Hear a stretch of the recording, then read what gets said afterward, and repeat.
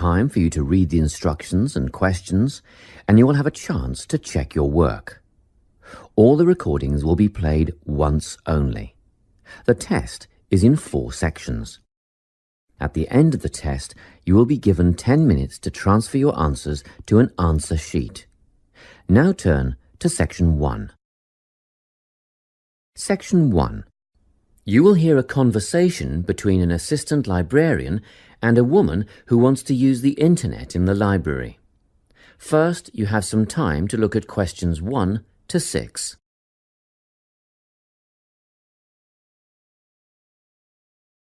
You will see that there is an example that has been done for you. On this occasion only, the conversation relating to this will be played first. Good morning. I'd like to register to use the internet in the library. Do you have a library card? Yes, I've been a member for 6 months, but I've never used the internet services before. The woman already has a library card, so yes has been written in the space. Now we shall begin. You should answer the questions as you listen, because you will not hear the recording a second time. Listen carefully and answer questions 1 to 6. Good morning. I'd like to register to use the internet in the library. Do you have a library card? Yes, I've been a member for 6 months, but I've never used the internet services before. No problem.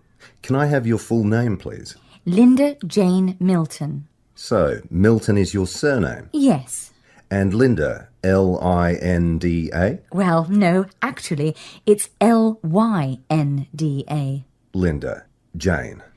And Jane isn't spelt J-A-N-E either. It's J-A-Y-N-E. OK, got that. Thank you. Now, where do you live, Linda? Unit 15, 35 Maximilian Way. That's in Whitfield, right? I have a cousin who lives in that area. Yes, Whitfield. And the postcode is 7755. Not quite. You've got it round the wrong way. It's 5577. Whoops. OK, moving on now. Do you work or are you at home during the day? Well, both actually. I work as a nurse, but I'm on permanent night shift. Oh, I see. In that case, we won't put down your home phone number because I'm sure you don't want to be disturbed when you're trying to sleep. Thanks. I appreciate that. You can always leave a message on my mobile if you have to contact me. I have it turned off when I'm sleeping, but I regularly check my voicemail for messages. And that number is? 0412 214 418. Good. Now I'll need to see some form of photo ID. Have you got something with you? Yes, just a minute. Here's my swipe card for the hospital. Thank you. I just need to make a note of the number. AZ1985331. Is that all you need? Just one more thing, your date of birth. But I can get that from the card. One moment. Look, I'm afraid you haven't copied it down correctly. I was born on the 25th September 1975. What have I written? Oh yes, I see it now. I've got the 25th of the 8th month, but that would make it August. Thanks for spotting the mistake. Before you hear the rest of the conversation, you have some time to look at questions 7 to 10.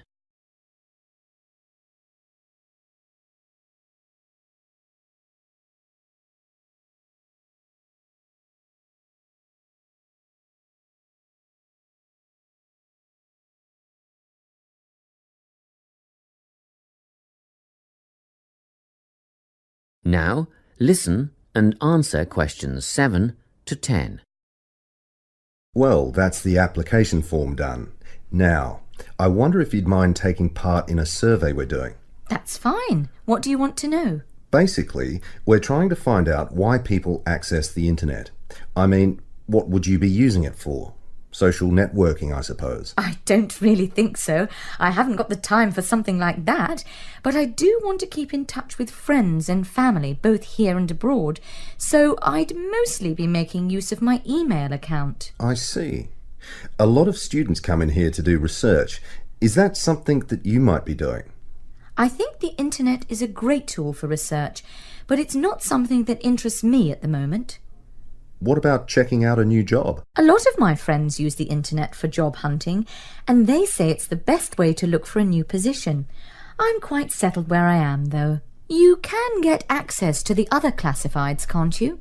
Trade and exchange, that kind of thing? Yes, and I'm told it's a very popular way of buying and selling these days. Well, I'll definitely be using it for that. Thanks a lot.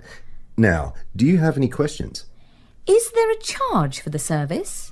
It used to be free, but we've decided to set a one-off payment of $15 for the initial registration. Oh, that's not bad at all. One more thing. Is there a time limit for each session, like half an hour or something? Oh, it's better than that.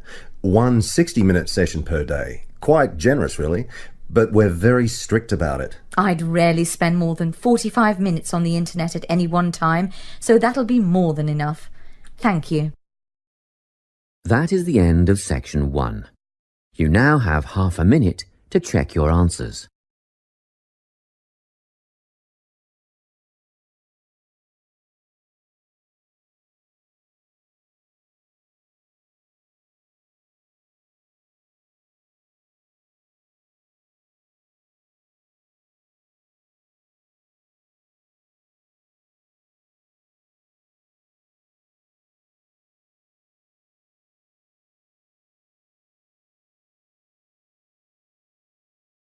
Now turn to section 2. Section 2. You will hear a committee member giving a talk to a nature club about coming events.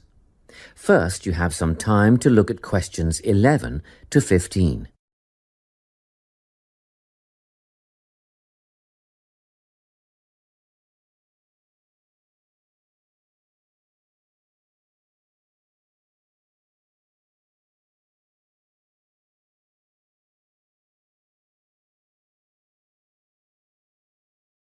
Listen carefully and answer questions 11 to 15. Hi everyone. It's good to see such a big turnout at our Nature Club session for June. Just before we start this evening's workshop, I'd like to draw your attention to what we have in store for you in the second half of the year. First of all, the guided bushwalk. This is always a favourite. Starting out on the Springvale Plateau and continuing down into a section of the State Conservation Area. Last year, we invited children aged 8 and over if they came with a parent, but the track has been washed out in a few places since then, and it can be quite rough. So, this year we considered restricting it to adults only. However, on reconsideration, the committee has now decided to recommend it for all bushwalkers who are over the age of 12. Another very popular option is the bird observation walk. We'll be searching for both migratory and native birds as we walk through tidal marshlands and mangroves, and you can expect to get your feet uncomfortably wet and muddy if you don't wear rubber boots. These are a must. The leader will have a strong pair of binoculars, so we'll rely on her to name the species for us. And we've ordered some bird identification books that you may wish to purchase at a later date. From the bush to the swamp and now to the sand dunes. Our leader will help us identify plants native to the local area, as well as some invasive weed species. We'll be asking for volunteers to help pull out the weeds where possible, so a pair of sturdy gardening gloves is essential. Spades and other tools will be provided. It could get very hot and you'll need water, plenty of it, but a local business owner is willing to provide bottled water free of charge. The next outing, Bush Tucker, is a new one. Have you ever wondered what life in this country would have been like 200 to 2,000 years ago? Well, come on this trip and you'll find out how the indigenous inhabitants used local plants as food and medicine. Because lunch is included in this trip, there will be a small charge per person.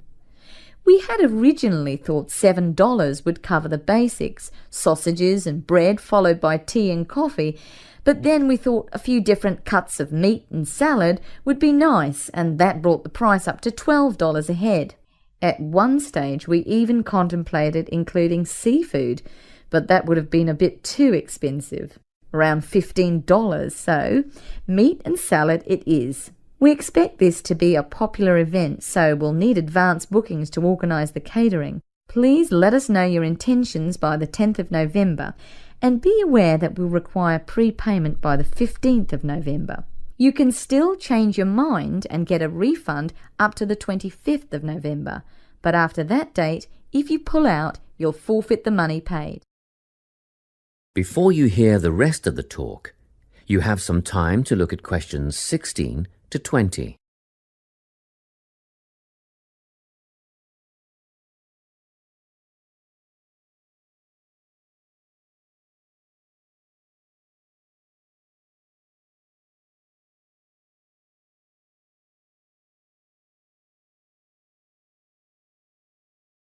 Now listen and answer questions 16 to 20. Well now, if you can give me a few more minutes of your time, I'll fill in a few details for you. The bushwalk, led by Glenn Ford, is first up in July, on the 2nd of the month. It'll start from Springvale as usual, but this year we'll be setting off in the morning at 9:15 and we'll get back at 1 in the afternoon. The birdwatching expedition is on the 10th of September at Camford, and the leader is the president of the Nature Club, our very own Joy Black. If you have any questions at all about bird life, Joy is the person to ask. This is a twilight outing from 4:30 to 6:30. Next up is the trip to the sand dunes on the 26th of November with Rex Rose. A bit of an early start, especially for those of you with a fair way to travel, but we'll meet at the observation hut at 8:30. That's the observation hut, 8:30 till 10:30. And even at that time of the morning, it'll be very hot, so come prepared. The last trip on the program is the Bush Tucker excursion on the 3rd of December with Ranger Jim Kerr. This will be at Carson Hills, and the presentation and demonstration will take place from 10 a.m. till 11:30, but be prepared to stay on for the barbecue and Bush Tucker lunch at 12 o'clock. I expect we'll wind up at 2, and you can head for home at that time. Well, that's all I have to tell you. A booklet will be mailed out to you later with those events, dates and times, but don't wait, put them on your calendar now. That is the end of section 2. You now have half a minute to check your answers.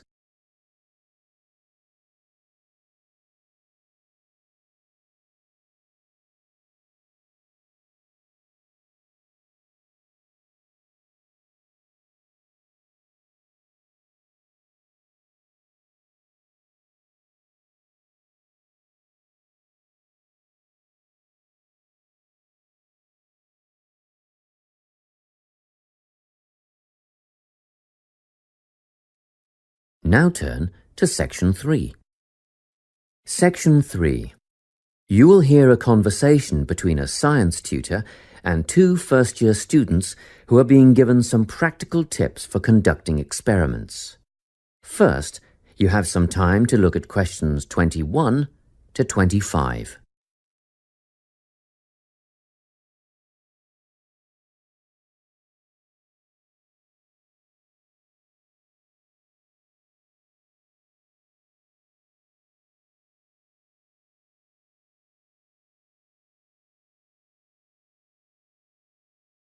Listen carefully and answer questions 21 to 25. Now, Vincent and Tessa, I've asked the 2 of you to come and see me because I'm a bit concerned after that incident in the science lab last week. I realise that neither of you have had much experience in a laboratory before.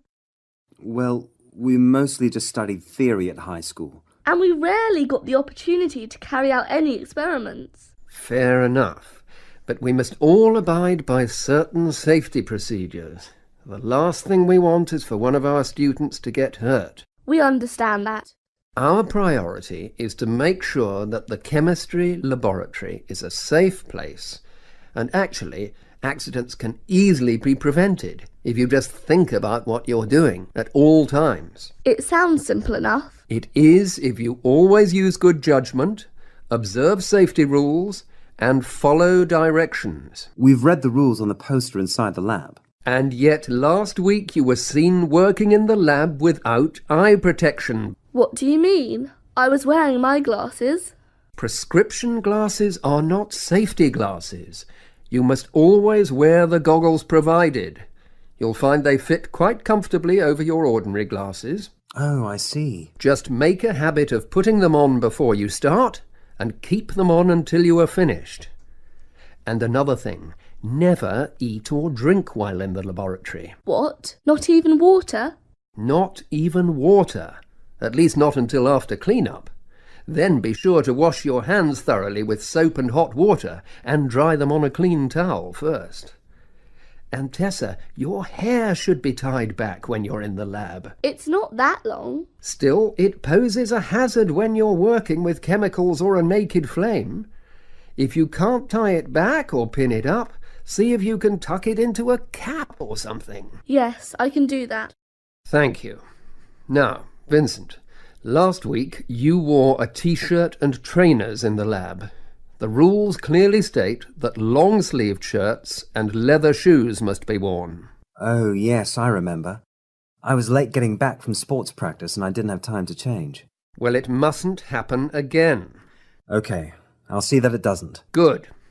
As for the rest of the safety precautions, refer to the safety poster inside the lab and you shouldn't have any problems. Before you hear the rest of the conversation, you have some time to look at questions 26 to 30.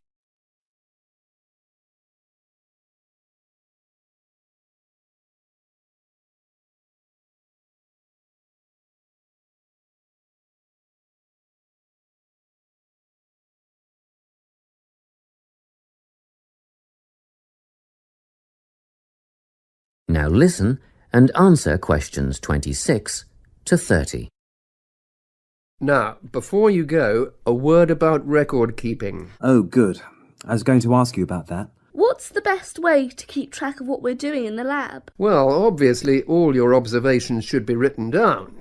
I know you think you won't forget stuff and you'll be able to recall it later, but generally this turns out not to be the case. Written data, however, are a permanent record, and you must be thorough. Organise and record everything in a bound notebook. I use a spiral notebook. And I use a large notepad. That won't do. A book with binding ensures the pages are not easily removed or lost.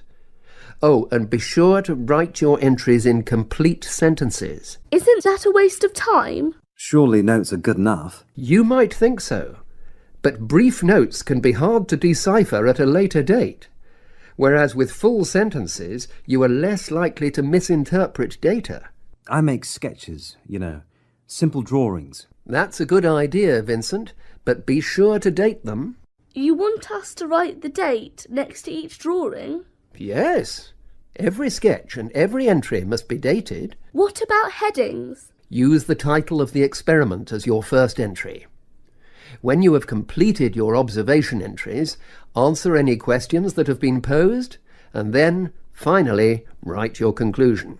How do we write a conclusion? Do we need to repeat things like the questions and our findings, or the time it all took? Just write your own ideas or feelings about the experiment as the conclusion. Oh, and remember to sign it. Well, that's all I have time for today. If you have any questions, ask the lab assistant or come back to me. That is the end of section 3. You now have half a minute to check your answers.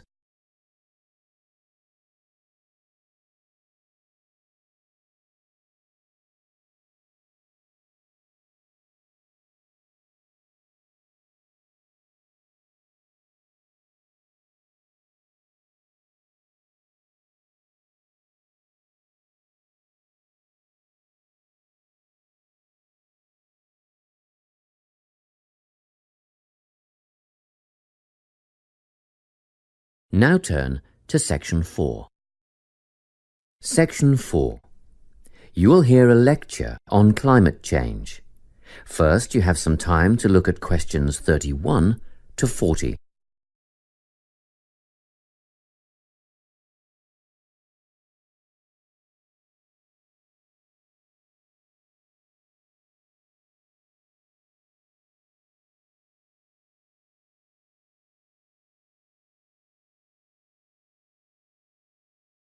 Listen carefully and answer questions 31 to 40. This lecture in environmental studies is on the topic of human influence on climate change. First, I'll outline some of the factors affecting climate, then go on to discuss what has already occurred, and finish up by speculating on the effects. Previously, we've covered how factors such as ocean currents and prevailing winds affect climate change naturally. However, the influence of human activity on climate is what I'll talk about today. At first, the effect on the climate was relatively small. Trees were cut down to provide fuel for fires, and, as we know, trees absorb carbon dioxide and produce oxygen, so the amount of carbon dioxide in the atmosphere would have increased, but not noticeably. So, in what ways has human activity really impacted on the climate? A major contributor was the advent of the Industrial Revolution at the end of the 18th century, combined with the invention of the combustion engine. In addition, Earth's burgeoning population has had a marked effect on climate. The first two factors saw increased amounts of carbon dioxide being released into the atmosphere from the burning of fossil fuels, such as coal and oil. The final one, human expansion, has resulted in deforestation on such a scale that the extra carbon dioxide in the air cannot be soaked up and converted into oxygen by the remaining trees. Okay, so what has already happened? Well, global temperatures have risen by 0.6 degrees Celsius in the last 130 years. Levels of carbon dioxide, methane, and nitrous oxide gases have escalated. Carbon dioxide concentrations have climbed by 30%, and methane levels have increased by 145% since the beginning of the Industrial Revolution. Gas, produced by fossil fuel extraction, livestock, and paddy fields, is primarily responsible for the growth of methane levels. Nitrous oxide, or N2O, comes from natural sources, wet tropical forests, for instance. But it is also produced by human-related activities, such as agriculture, which uses synthetic nitrogen fertilizers, rubbish disposal systems, and vehicle emissions. How do gases like carbon dioxide and methane affect the climate? Well, this is what we call the greenhouse effect. Under normal conditions, the sun's rays hit the Earth and some are reflected back into space. However, these gases, CO2 and methane, create a barrier in the atmosphere, which prevents a proportion of the sun's rays from being reflected back into space. And, instead, the gases become trapped in the atmosphere. It's simple, really. Because the sun's rays can't escape, the Earth heats up. What are the possible effects? Firstly, a rise in sea levels. We already know that the Arctic ice cap has melted and shrunk considerably, and great chunks of ice have been lost from Antarctica. In 1998, it was reported that 46 million people lived in areas at risk of flooding, and the number of people at risk will increase significantly if sea levels rise. It is estimated that a rise of only 50 centimeters would put that number at 92 million. Further projections would see a rise of 1 meter put 118 million people in danger of losing their homes and livelihoods, not to mention the loss of prime, fertile farmland. Experts predict a rise of at least 50 centimeters over the next 50 years or so. Secondly, there would be a modification of vegetation zones, with changes in the boundaries between grassland, shrubland, forest, and desert. This is already causing famine in arid areas of northeastern Africa, and has instigated, and will continue to instigate, mass movements of people away from dry regions. What we are seeing now is only the first stage, with temporary camps for climate refugees already at overcapacity. In the future, there will be significant migration resulting in extreme overcrowding of towns and cities. Another potentially disastrous effect of climate change is an increase in the range and distribution of pests, which could bring about an increase in the prevalence of certain diseases. If we think of the malaria-carrying mosquito, for example, which thrives in warmer regions, at the moment, about 45% of the world's population is exposed to malaria. But, with an increase in temperature, there will be many millions more cases of malaria a year. The last effect I'm going to mention today is the change in ecosystems. Global warming will influence species composition for both fauna and flora, such that some animal species will disappear and others will multiply. And it'll be the same for plants and trees. It is predicted that around 2/3 of the world's forests will undergo major changes of some kind. Scientists also expect deserts will become hotter, and, of course, desertification will continue at an increasingly worrying rate, and will become harder, if not impossible, to reverse. What could we do to stop the process? Well, that's the subject of next week's lecture. So I hope to see you all there. That is the end of section 4. You now have half a minute to check your answers.